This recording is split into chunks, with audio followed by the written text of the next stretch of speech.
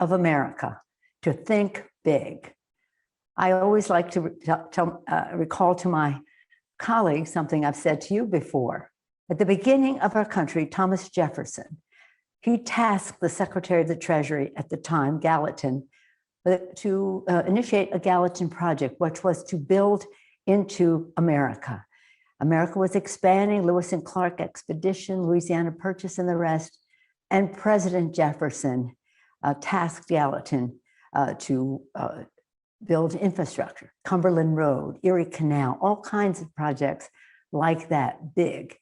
100 years later, the presidency of Teddy Roosevelt, and in the centennial of the original infrastructure plan, Teddy Roosevelt put forth his infrastructure plan. It was called the National Park Service. Again, thinking big, transformational, making a difference for our country. And now, in this century, President Biden is undertaking something in the tradition of thinking big, being transformational, and creating jobs for America. It is quite remarkable, the comprehensive nature of what he put forward. We can talk about that in its specifics as we go along, but I'm very happy to see that as we build the infrastructure, we're also recognizing the need for the human infrastructure to be enhanced, whether it's a workforce development, whether it's recognizing that for everyone to be taken along this path, that we have to have childcare, home health care, whatever. It's really quite a remarkable and comprehensive plan. And when it comes to infrastructure, I always say to our chairman, Peter DeFazio, the chair of one of the committees of jurisdiction, transportation, and infrastructure, our hopes are riding on you. It's about jobs.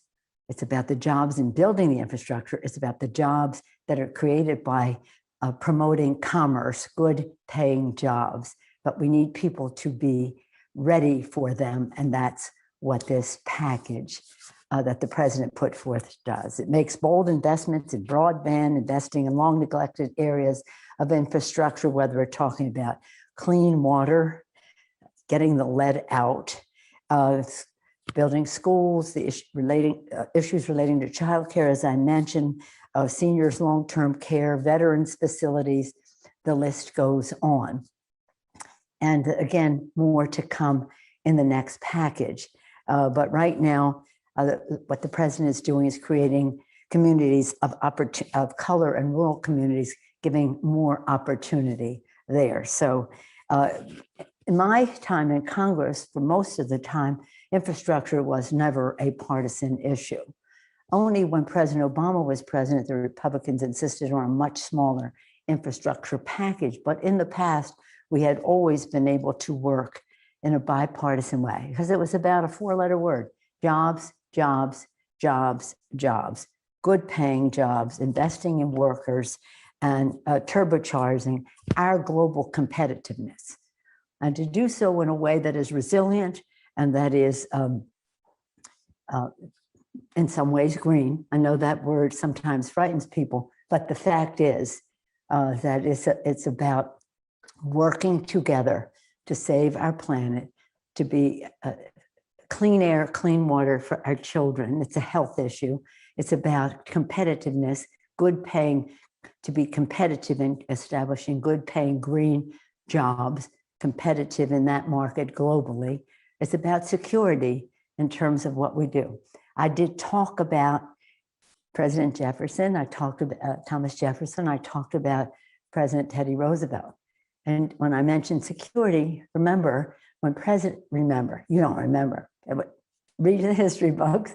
President Eisenhower, when he was president, he put forth another transformational large infrastructure initiative called the Interstate Highway System.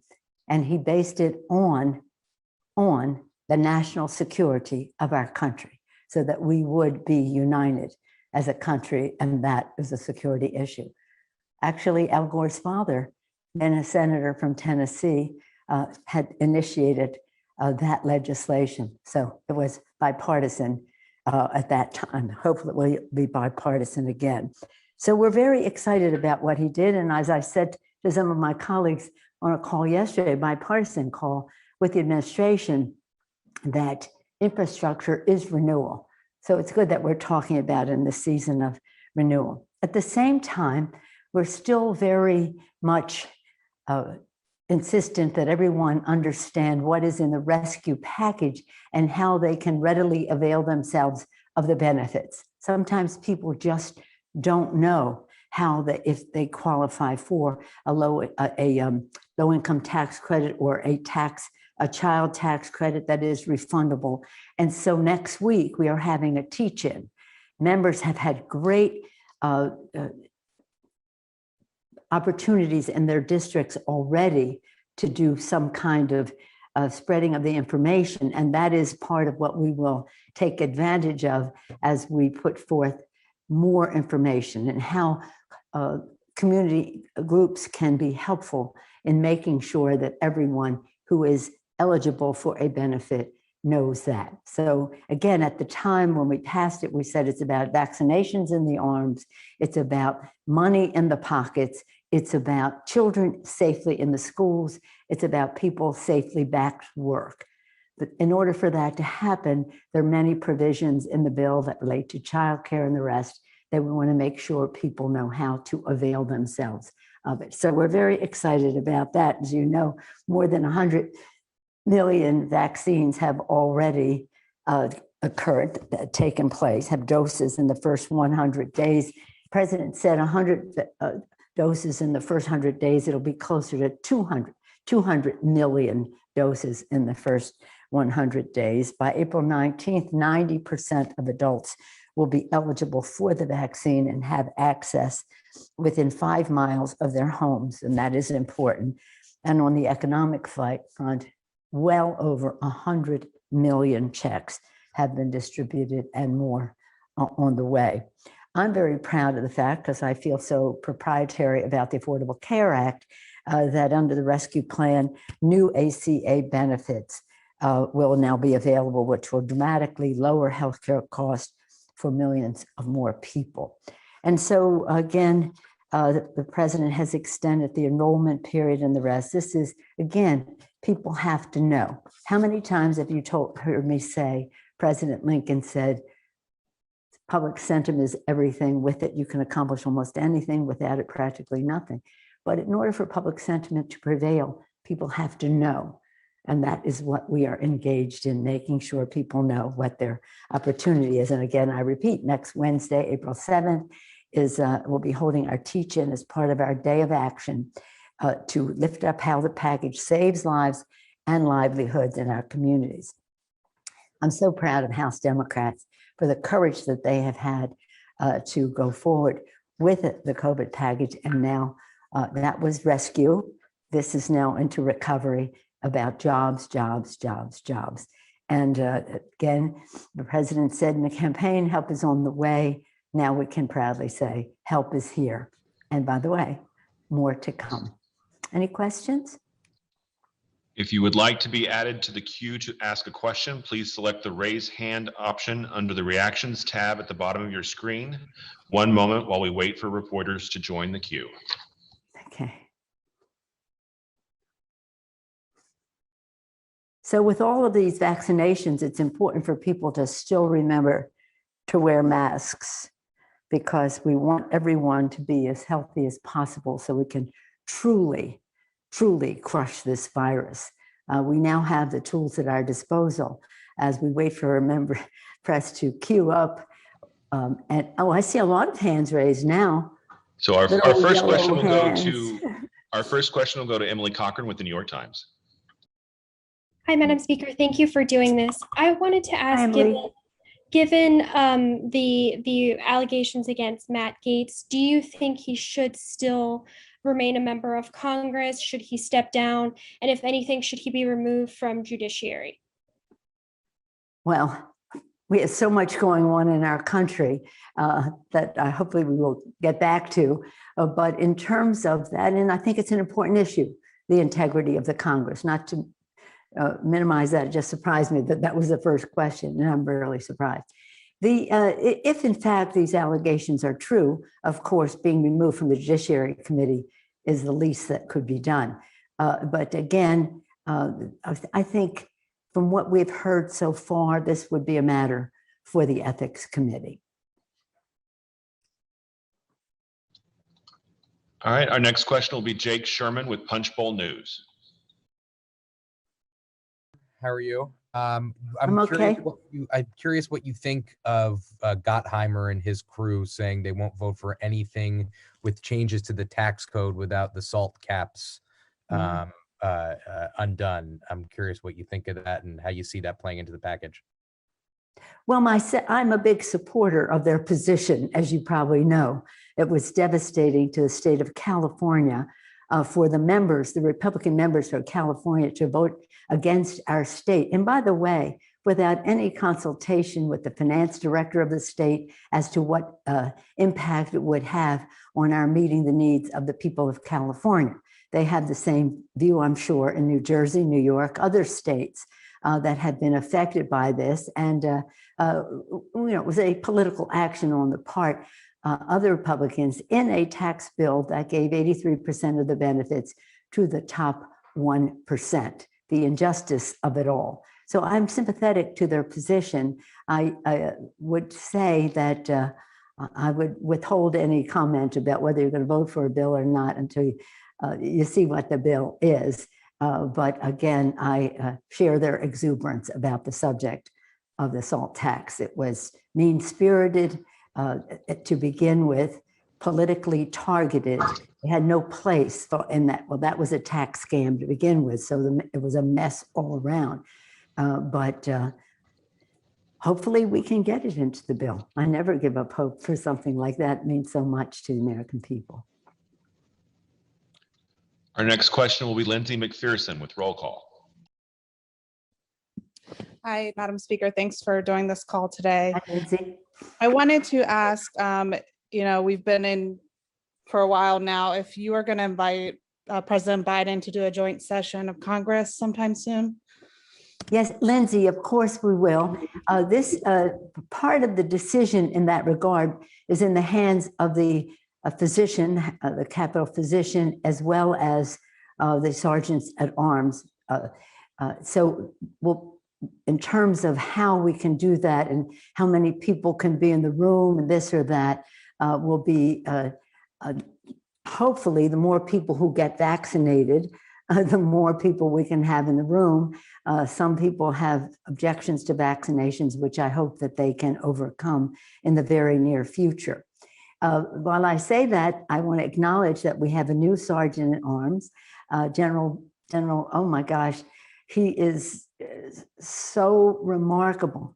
And the first, General Walker is the first African-American sergeant at arms. This is historic, and he is going to be absolutely spectacular. He has formerly been the head of the National Guard of the District of Columbia.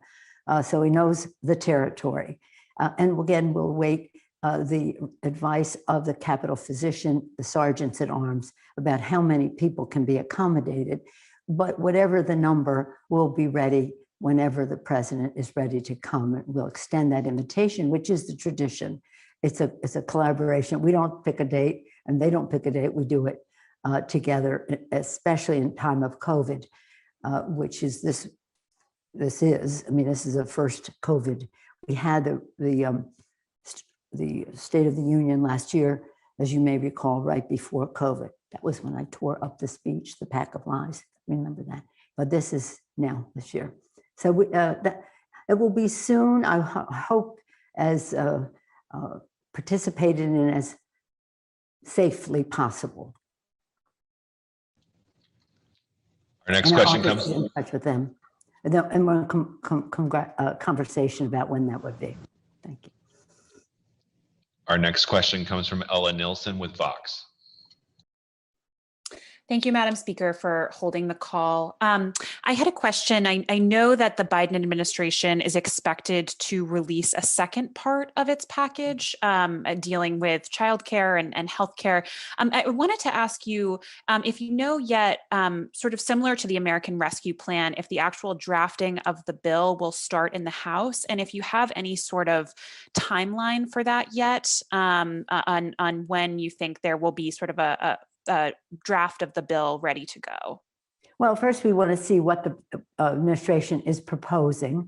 Many of the initiatives that are in this infrastructure package and are in the rescue package were in the HEROES Act.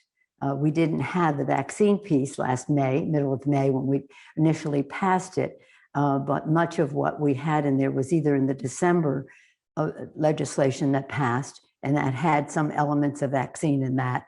And now this rescue package, again, has the benefit of much more availability of vaccine and still with testing, tracing, treatment, et cetera, to crush the virus. So again, the initiative, the priorities that the administration put forth were important to us, but they were shared values.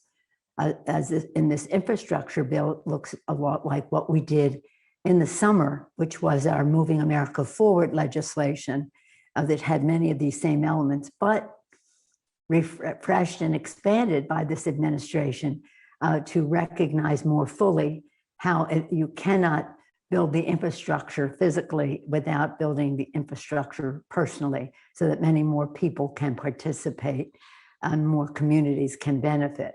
So we'll see what the presentation is from the administration. But I'm certain we'll have shared values. How it is prioritized and to the amount of funding remains to be seen. Yes, we will if it's a spending bill, it begins in the House of Representatives. Yes, that would be the case. But right now we are, again, making sure people understand how they can benefit from the rescue package. We are building upon what we did, Moving America Forward, to blend with Build Back Better that the president proposed just yesterday. And we eagerly await, and I think it's going to be very good news for America's families because it will reflect the president's priorities and his values, which we share. But we'll wait to see what they present. We're waiting for the budget, which is imminent, the top line budget, sometimes called skinny, but it's really the top line budget. It ain't that skinny, it's just more top line and then the full budget to come. So all of this is the work that we are engaged in to the extent that we can until we see what the White House proposes.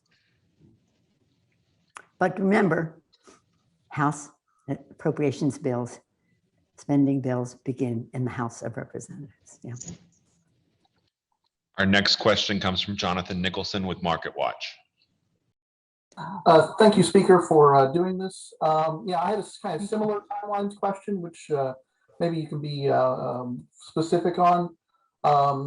You're leading doing reconciliation to ease this idea's passage. Do you have a timeline for when you guys want to do the FY22 budget resolution? And do you have an ending timeline, Labor Day or the August break? I'm sorry, July 4th or the August break for getting for wrapping up the infrastructure bill? Well, let me just say that the needs of American people are great. The infrastructure needs are self-evident. The American Society of Civil Engineers has demonstrated that we're trillions of dollars behind. There's no more expensive maintenance than no maintenance for our infrastructure. And it's a safety issue when it comes to bridges, as the president indicated yesterday. Having said that, we will prepare the bills and bring them to the floor when we are ready, not one day sooner, not one day later. And again, we look forward to writing a bill, maybe much of it in the first week of May for the infrastructure piece of it. And we'll see when the Senate then will act upon those proposals. And then we go either to conference or just amending each other's product. But again, I'm not one who sets dates because then you use that as a measure. No, when we're ready and we have the best possible bill, that's when we'll go forward. But we understand that people need these jobs. And as I've said earlier in my comments, this is about addressing saving the lives and the livelihood of the American people. And that's what this legislation will help to do as we address long neglected infrastructure needs.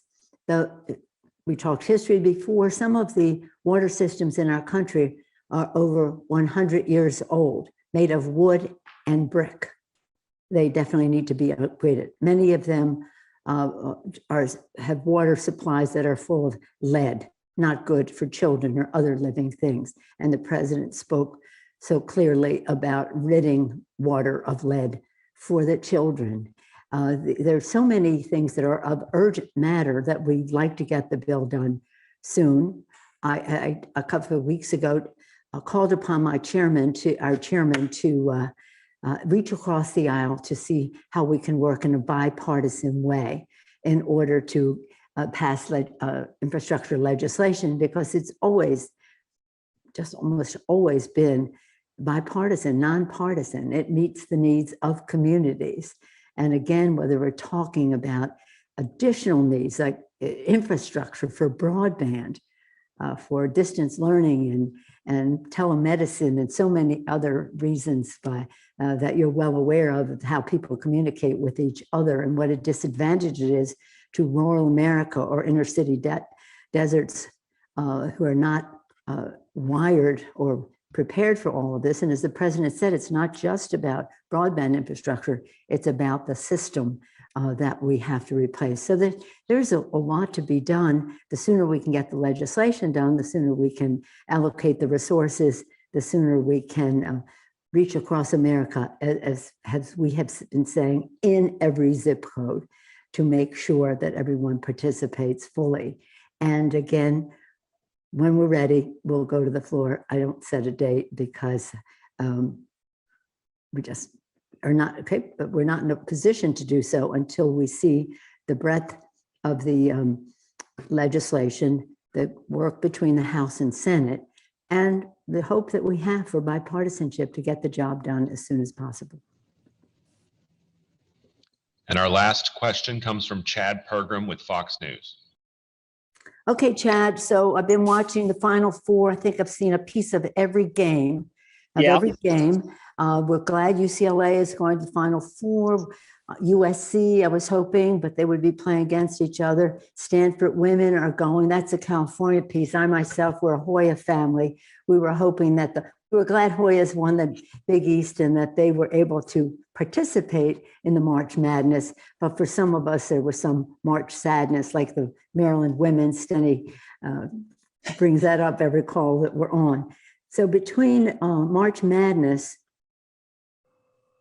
and the deep sadness of the George Floyd trial, it has been quite a time. And of course, we have to stay focused on the day job. But Chad and I have a conversation going about sports. What do you got, Chad? Right. Well, I was thinking UCLA, because Mick Cronin used to be the head coach at the University of Cincinnati, just down the road. But that's where they got him. You're right. Yes, that's where they got him.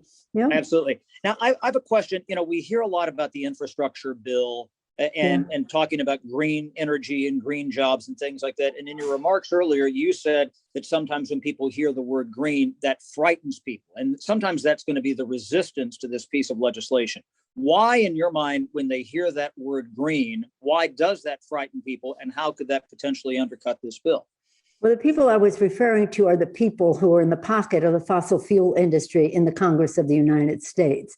They know that we have to go forward with resilience and sustainability as we build our infrastructure. We would be a delinquent in our duties, derelict in our duties, if we started to build infrastructure a la 20, 30, 40 years ago. We're about the future. So what the people I was referencing are the members of Congress who, again, defy science and governance. Science says that we need to address the climate crisis. Governance gives us some path to do that. If you don't believe in science and you don't believe in governance and you're in the pocket of the fossil fuel industry, that's where you are. And you might call that fear. I call it lack of courage too.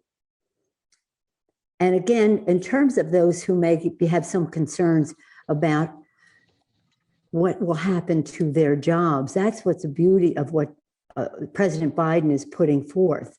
This is about everybody going forward together. This is not a zero-sum game. If one industry succeeds, another fails.